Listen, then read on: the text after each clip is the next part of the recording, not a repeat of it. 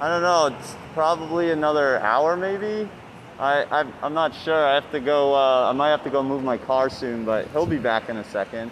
Wait, how long have you guys been here already? Since 12:30. So like 2 hours. Yeah. So you were telling him earlier. I was listening in. You were saying something about tradition and culture, and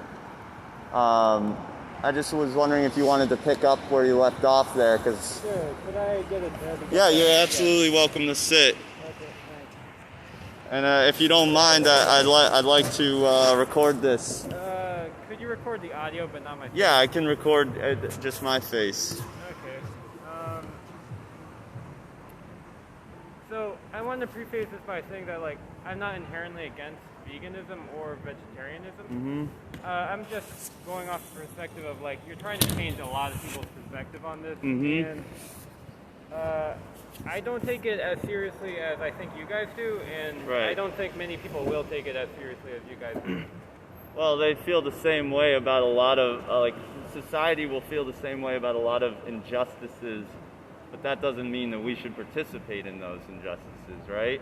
Yes, but just in stating that if your main goal is to make this a more publicized issue and you're trying to gain support for this injustice so you can end it, shouldn't you go along a path so that you gain the most support for it, so then you can figure out a way to actually realistically get public momentum behind it and actually change the issue?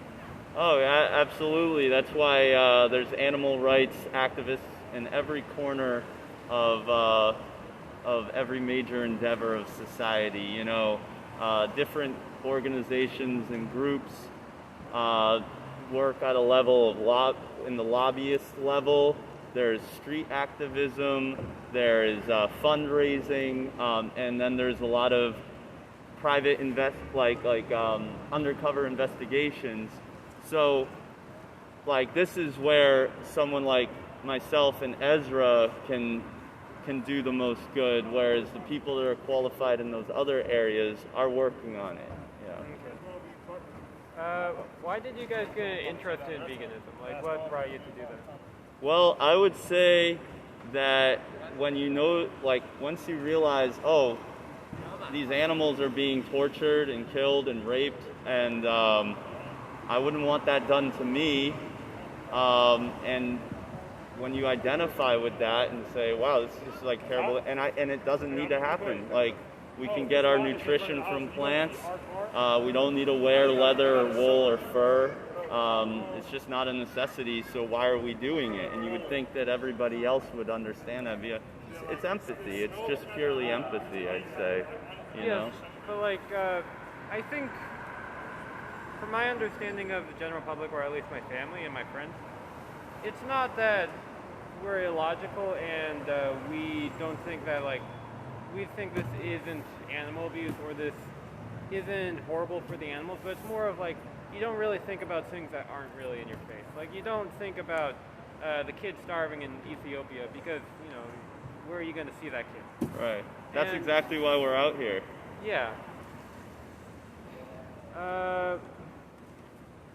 I think you probably know this from the internet. There's a large movement of, you see a lot of, on the internet, PETA especially is considered not to be the most fun organization, and is opposed by a lot of people just because they're considered a dick in a lot of reasons.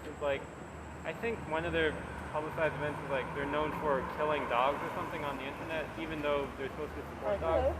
Yeah, I'm certainly not in support of everything that PETA might endorse, or some people who are part of PETA might do. I will do outreach with any organization that is their aim is towards animal liberation or complete abolition. And you're always going to have people within any organization that make it look bad. Doesn't mean it's a bad thing altogether. But really, I stand for myself, and I'm out here trying to work towards animal liberation.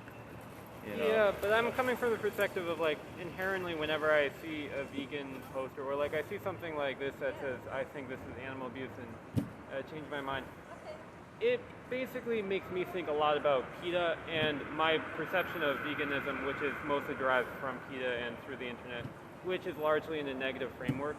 So this kind of, I'm going to say this is kind of like an inflammatory rhetoric. Would you agree to some degree? Like it's supposed to bring up... Yeah, it's definitely supposed to evoke people's thought process and make them think about things they hadn't thought about before. Like the real question is, how does like any of, like let's say we make someone feel guilty or they feel bad about themselves, why does that justify them then paying someone to stab or rape an animal for their taste pleasure?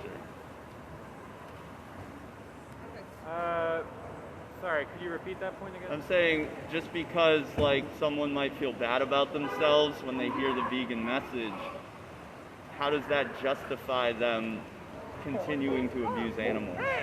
Well, what I mean is, I think that largely like, it's not that people don't feel bad for it, it's mostly that even if they feel bad for it, the connotation that you're giving as being vegan and, you know, creating this kind of rhetoric is mostly, at least when I originally came here, I thought like you guys were associated with PETA and you're like really far out there, not really willing to talk to people and understand it. And it's mostly that kind of concern that turns people off. And it's also the fact that a lot of issues that, as far as my understanding goes, they don't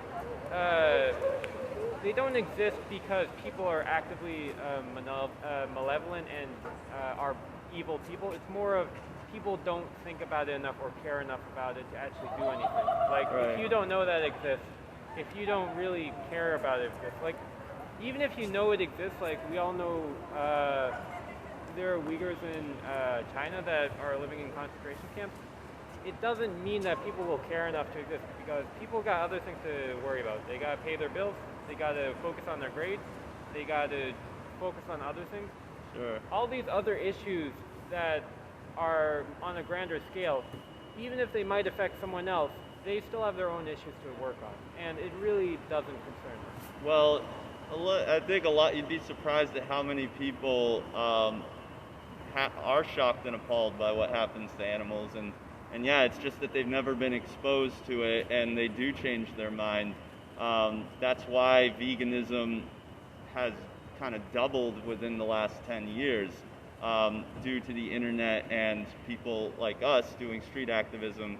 As for like, you know, people in the concentration camps and, you know, starving children in Ethiopia, if there was some way that I was contributing to that abuse and that suffering in my day-to-day life that would be as easy as buying plant milk instead of cow's milk, I would gladly make that change.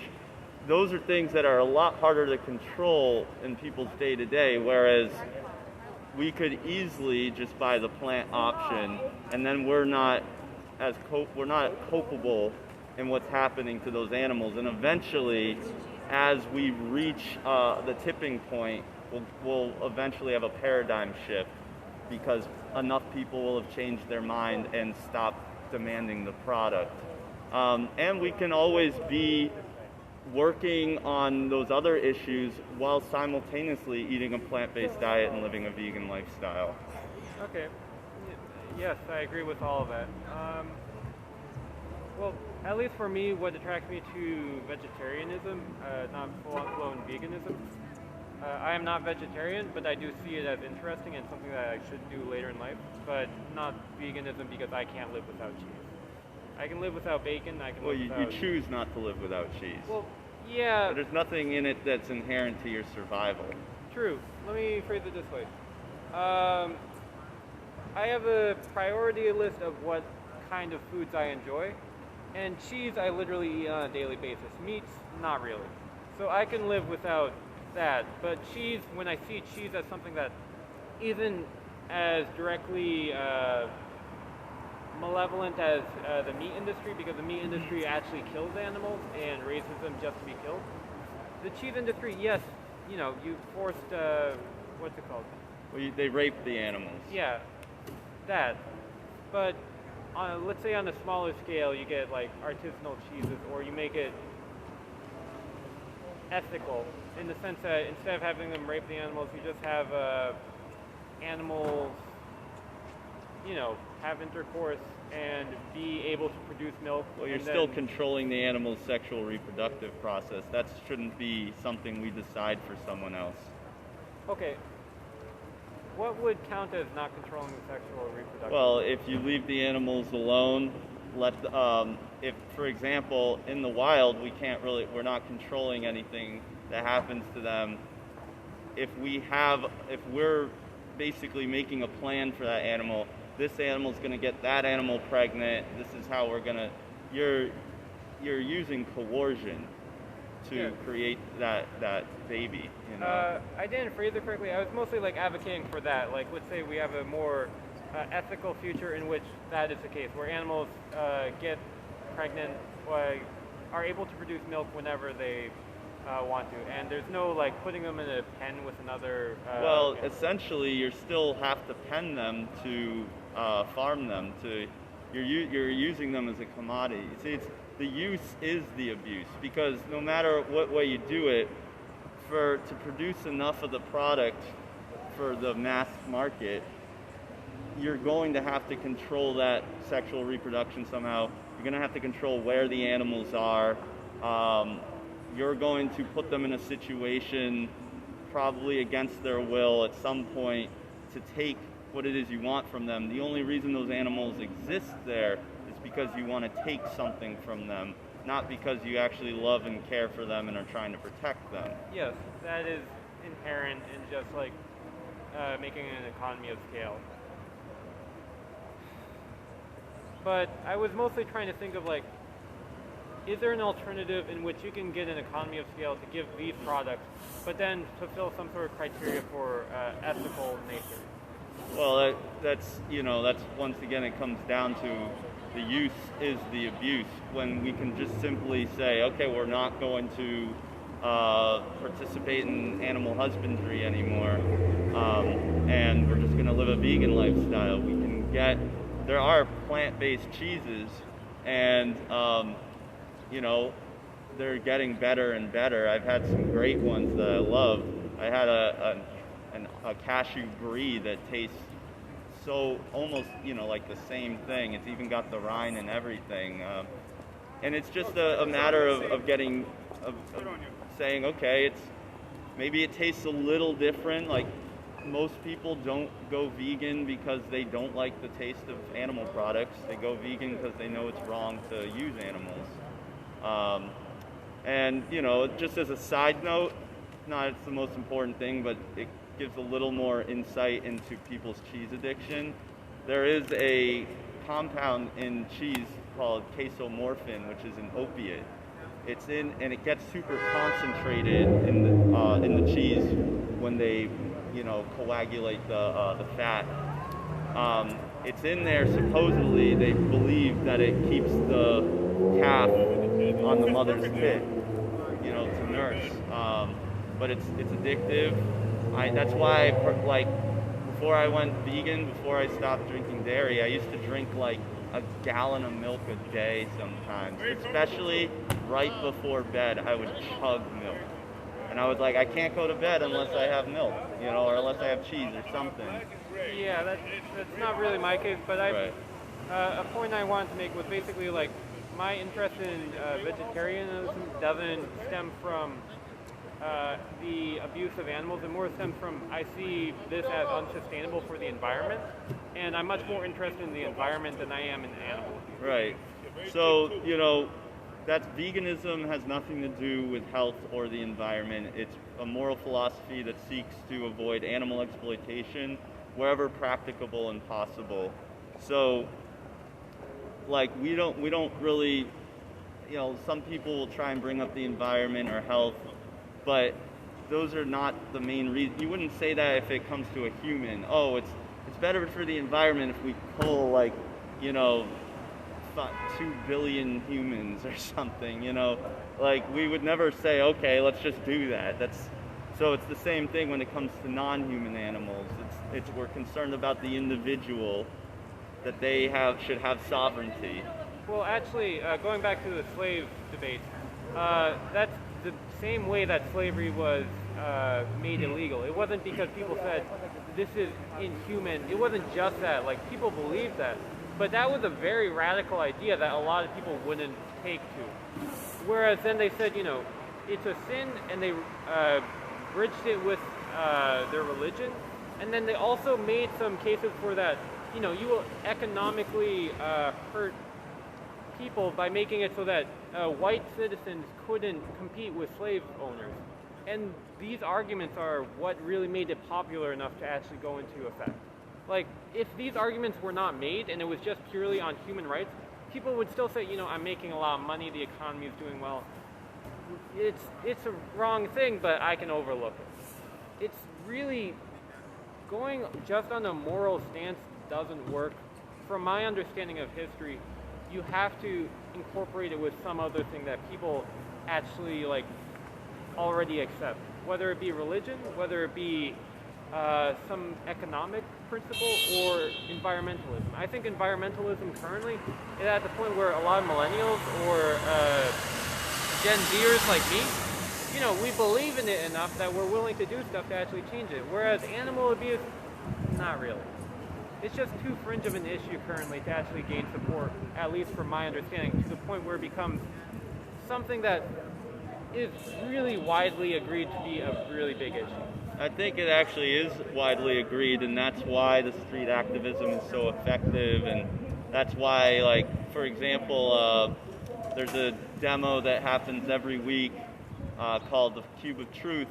There's 400 chapters around the world.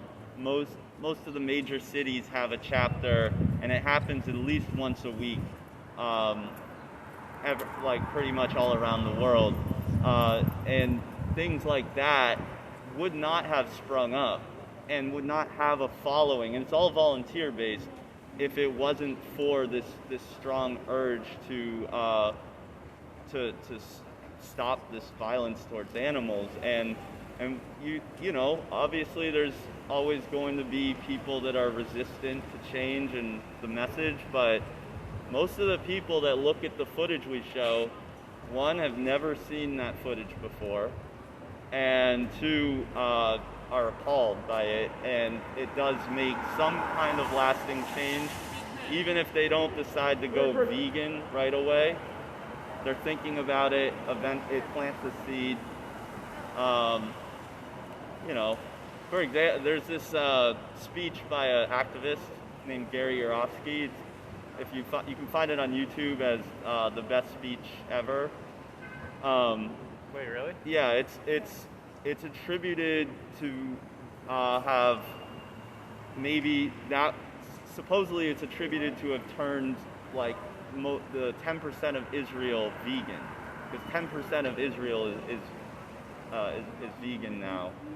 There's even like vegan villages in Israel, and they claim it's because of that activist. So, I mean, these things do have quite a strong impact, and it's not the mainstream yet, but you know, that's why we're out here. We're changing the paradigm. But I mean, like, let's look at the entirety of the population. I'm just going to say the American population. What percentage would you say is actually vegan? My estimate is 1% at the maximum, 5%.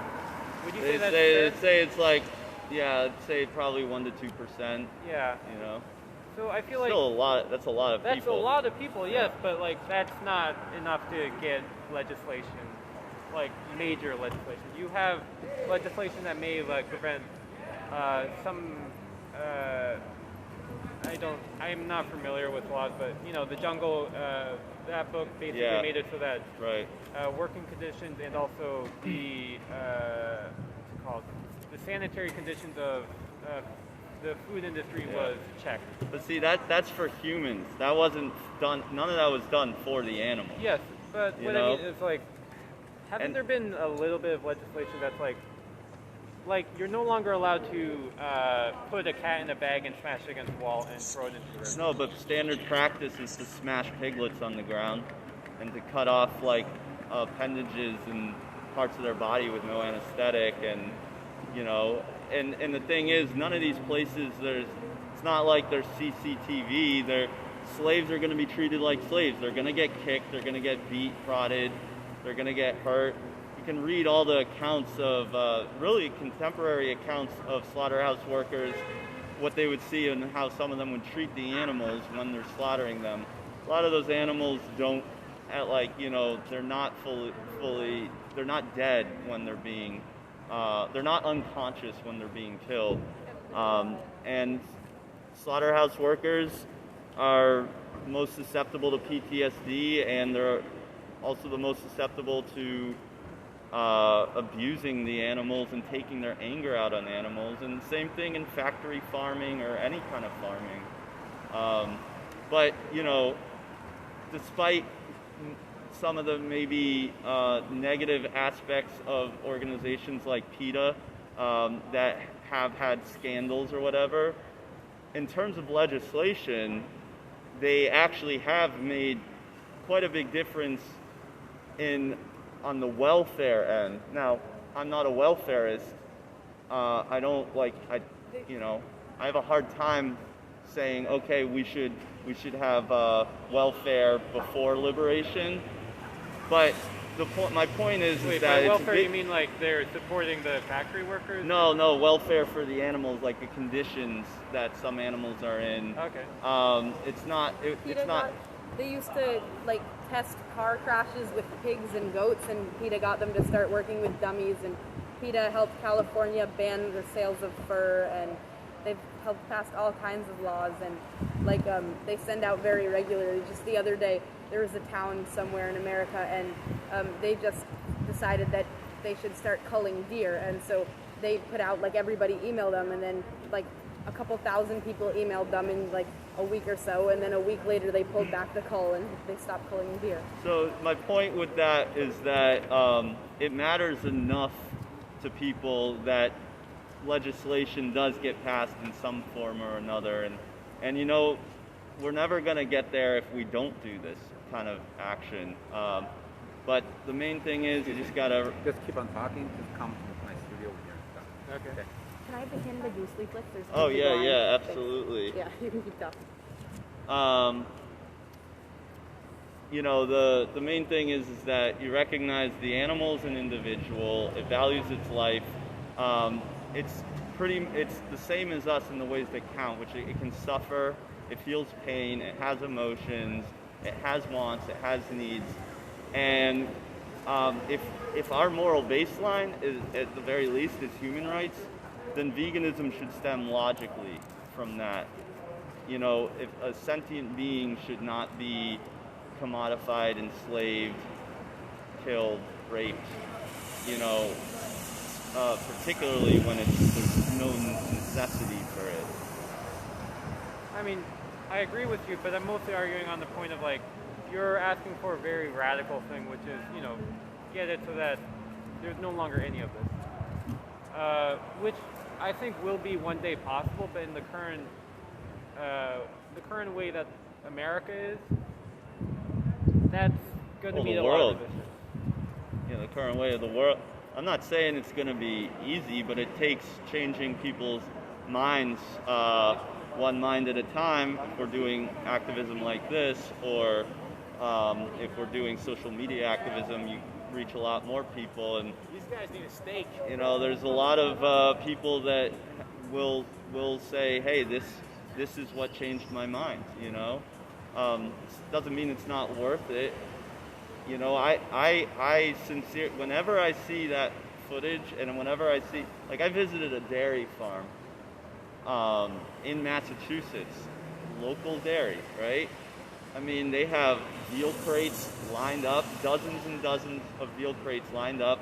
The cows they get just a little shed and a piece of wire, not much more room than two of these tables.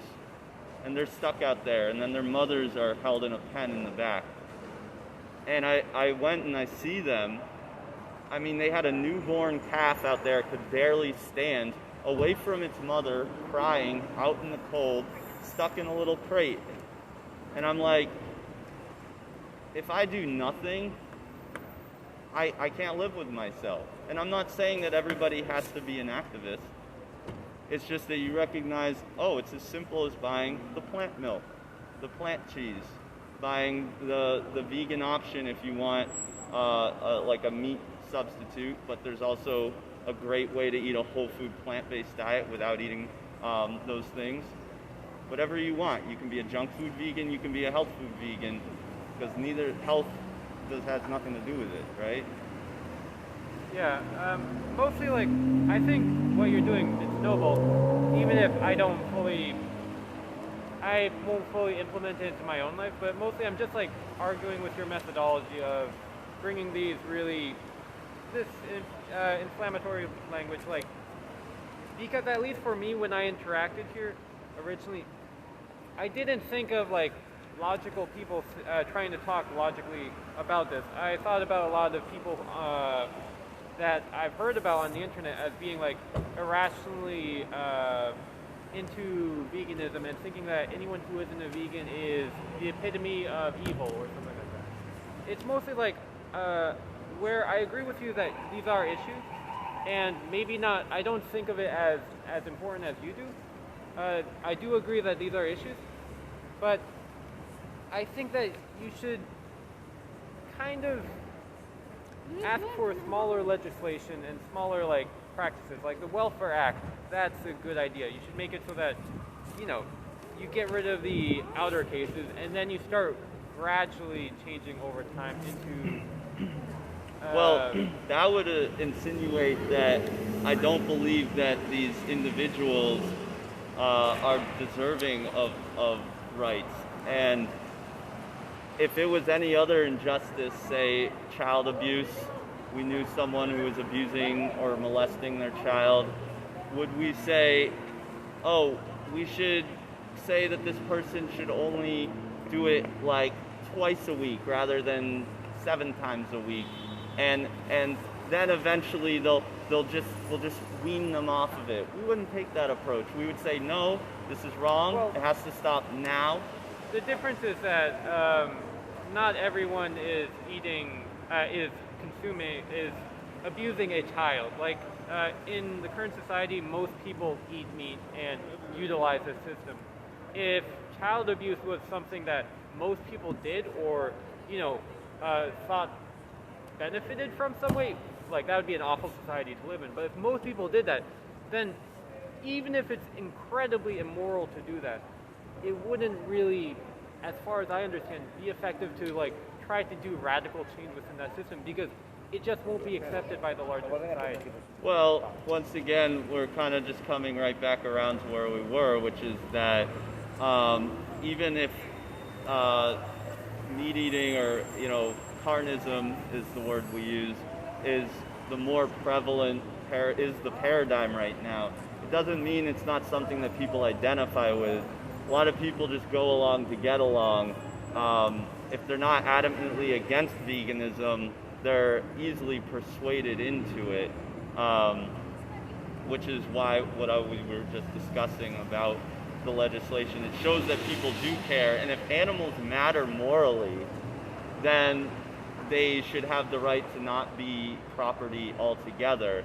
And I'm not going to water down the message for someone. Maybe that's, when you realize, okay, this is wrong, I should stop participating in this. If you decide to speak up, maybe that's how you want to approach the situation and see how people react.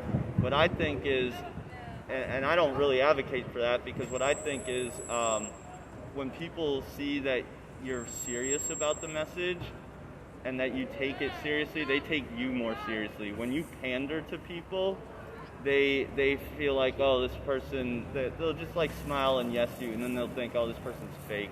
They don't really care, you know what I mean? I really care.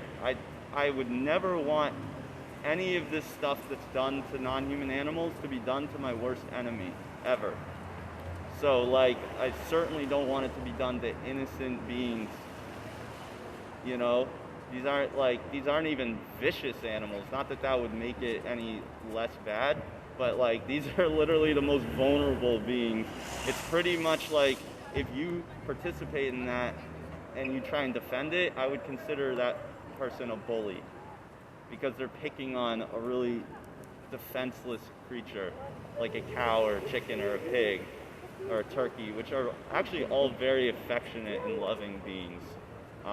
If you ever, I highly recommend going to a sanctuary, like an animal sanctuary. There's Unity Farms out in Sherburne, Mass, and you can sign up and spend a day with the animals, and you just get to see how loving and peaceful and affectionate that they really are, you know? Yeah, this might be just me, but like a lot of your emotional appeals don't work on me for some reason. I don't know why, but I don't get the emotional appeals much. I understand what you're saying, but... Well, have you spent time with animals? Yes, I actually, I've thought about my own like moral conundrums when it comes to owning pets, just because like you're locking, let's say you have a turtle.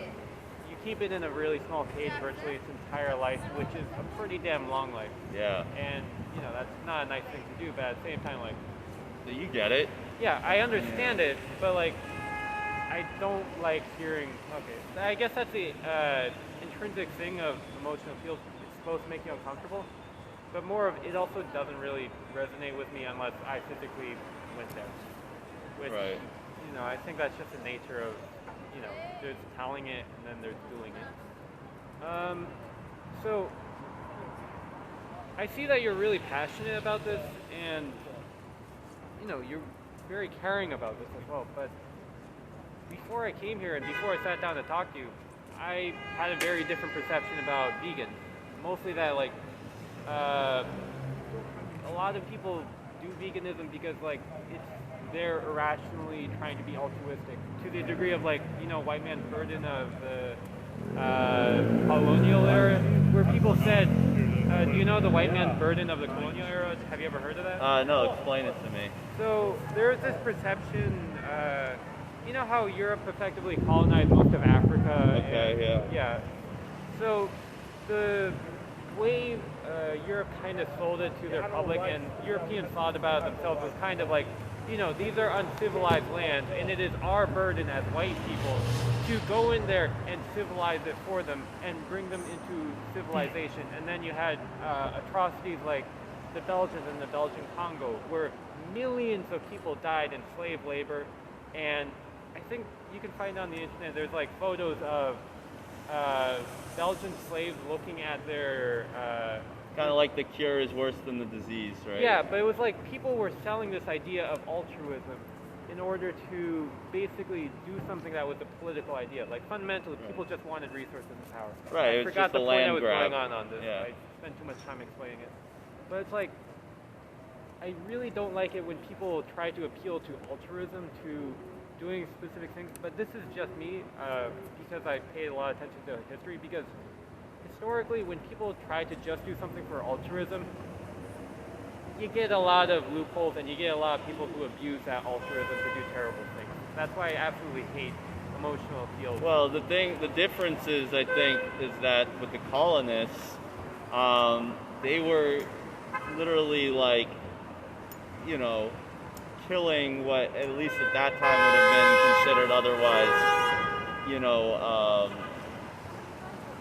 innocent people, right? You know, and it's like you said, there was definitely an alternative motive, and all of those people, whether it was the colonists or the tribes, like none of them really had a clear understanding of ethics, you know, about what's right and wrong. My personal perspective is a right or a wrong, I should say, is an action that causes harm to another sentient being, particularly with intention, right? You know, veganism is not so much of an action or a doing as it is a non-doing, because you're doing you're basically you're leaving something off your plate. You're not putting more on your plate. You know what I mean? Other than like maybe a couple hours of research on, you know, how to prepare meals or whatever, which I don't really think is any different. You know, for most people, it's like just what to replace with what, pretty much. That's it. You know, it's not like we have to like go in and civilize these tribes. You know, we're not really aiming at those at tribes people or at indigenous people. We're aiming at, Well, you know, but you were people making like, the emotional appeal of like we're raping these cows, we're slaughtering baby sheep, we're giving them terrible living conditions so that they die. And what I mean is white man's burden was effectively, it was just an emotional appeal to the general public and to lawmakers that they just, you know, took into themselves. And because it was an emotional appeal, they saw themselves as the right that was needed in the world, and they did terrible things because of it. I don't think vegans will do terrible things about it. yeah, Like, I don't mean, think that's the thing, whole but that's point just is like to, I'm just explaining my own reluctance to like emotional appeals and why I don't like hearing emotional appeals in general. because of what you read in the history Yes, book. because of my So understanding. you of it. feel like you're being manipulated. Yeah, that's likely a unique thing. Like, I don't think that would apply to many people, but I'm just explaining my own reluctance. 10 minutes left. Oh, I understand that. It's almost like a oppositional defiance kind of, and yeah, there is sort of there is some psychological obstacles that you face when speaking to humans, for sure.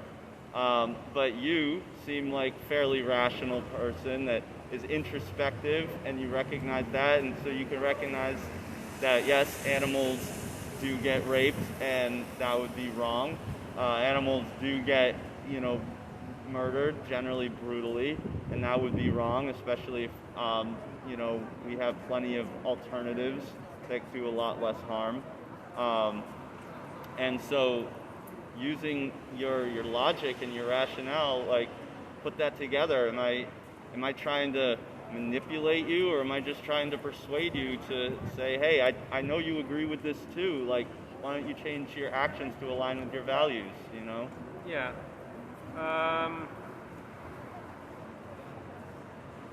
God damn it, you're persuasive. I might actually, I wouldn't go full-blown veganism, but vegetarianism, something else. Well, like, see, vegetarianism still incorporates that's why we put Yeah. cheese on the sign, because a lot of people think that vegetarianism is helping animals, but it doesn't do anything But for compared the to dairy the cow. alternative, because I'm willing to give up some meats, but even with this talking and persuasion that you've given me, I'm still not willing to give up cheese, which sounds like a terrible thing, but yeah.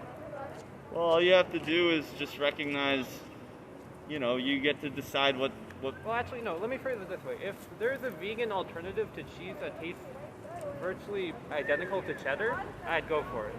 As long as it didn't cost a lot of money. Well, like I had mentioned before, most vegans don't go vegan because they don't like the taste of animal products, or because they think plant variants taste better.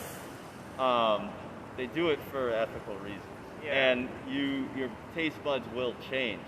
But if, you know, one of the beauties about this information is that it will show you some of those alternatives. I recommend Miyoko's. That's a really popular one. Is that Japanese? Is that in Boston? It's a brand that they sell at a lot of grocery stores now.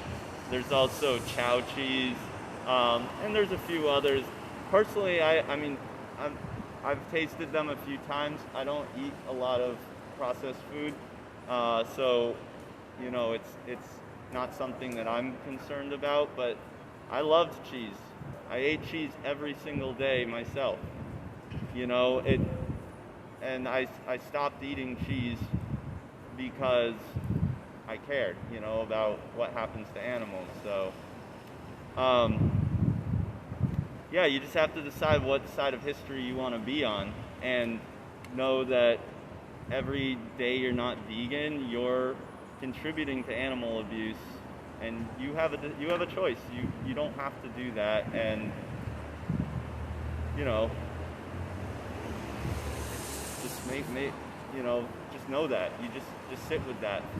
Yeah, I don't know. I think like my interest in doing vegetarian would basically stem from originally I was already like, this might be a good idea, environmentalism. But also if there's a group of people who are so fervent in logical thinking and I can respect as human beings in their thought process, and they believe that consuming meat and dairy is a bad thing, then perhaps I should acknowledge that to some degree and change my habits just to, I don't want to actively distress people like you. But at the same time, I'm not convinced enough to give up everything. Maybe that will come later. Like you said, a lot of people, they go on this path and then they figure out later. But like, currently, I don't know. Just like I said, all you have to do is know that every day you're not vegan, you're contributing to animal abuse. But I can completely, I understand only because before I actually ever really considered veganism, I took a lot of animal products out of my diet purely for the perceived health benefits, right? And that kind of just doing that, not consuming that stuff as much, for some reason, I think it led me to be more open to the idea of veganism and realizing, oh, I'm doing great without this stuff. Maybe I'll remove this. That I'm feeling better now too. And wow, do I have any need to eat these products? Does anybody have any need to eat these products? Why is this happening? So I can understand the sentiment, but being where I am now and realizing that, I wouldn't feel right saying, oh, take your time, do baby steps, because I actually know what's happening every moment of the day. 70 billion land animals are culled every year, are slaughtered for people's taste pleasure, Okay. So just knowing that, and it's funny, when I was like a little kid, I remember putting before I would wait for food, and my mother would be like, oh, they have to kill the cow. And she'd say it in kind of like a joking way, but for a second I would actually try and imagine what it would be like to be stabbed in the throat or killed in any way. and I would get really disturbed, and I'd have to repress it, Yeah. I don't know if I have anything else to add to this. Hey man, I appreciate you taking the time to have the conversation. It was nice talking to you. Yeah, you can follow us on Instagram if you want. I'm gonna post this on there if the audio came through. And what was your name? I'd rather not. Okay, sure. Well, I'm Nick. How old are you? Myself, age is just a construct. Don't worry about it. But thank you for the conversation. Well, it was nice talking to you. I disagree with your methodology, but I see your perspective and I understand why you believe it, and it's not a wrong thing. But well, to add to what you said about methodology, if you think you know a better way to reach people with this message, by all means, do it and use it upon yourself and go vegan. Yeah. My methodology would basically just be tone it down a little and water it down, but that's very much against what you're going for, so, Right. Well, it was nice talking to you. I'm kind of hungry. I gotta go get some food at my dad's studio, so... Did you get a card? Nah, I'm good. Go vegan. Good day. That was a long conversation. Did it go well? I missed a lot of it. I think it did. It went fairly well.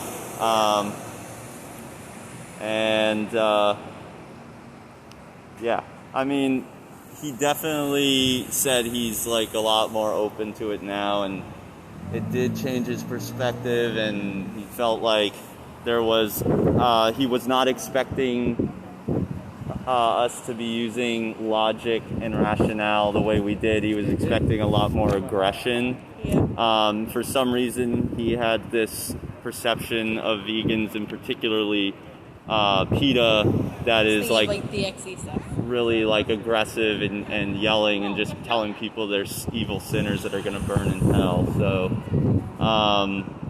I think he appreciated the conversation, and I definitely feel like both of us planted a seed. Oh, we're live. Yeah, this whole conversation was live, but How many people are on? no one's on now, but there was definitely some people on there. Hopefully the audio came through. He didn't want his face shown, so that's why I did that. I wanted him to feel comfortable having the conversation. So, anywho, I went in and I was giving people in the Canada Goose line the cruelty in every stitch things. I'm really glad you did that. I was thinking about that. I wasn't sure if that would be considered like solicitation or something. Yeah, but security guard came and took me out, but yeah, then I just handed them out. I handed them all out. Oh, perfect. Yeah. Perfect. So we'll be needing to get some more of those. Yeah. All right, well, I'm going to log off this live because my phone's about to die and I don't want to lose this. How do I do this now? All right. Yeah. There you go.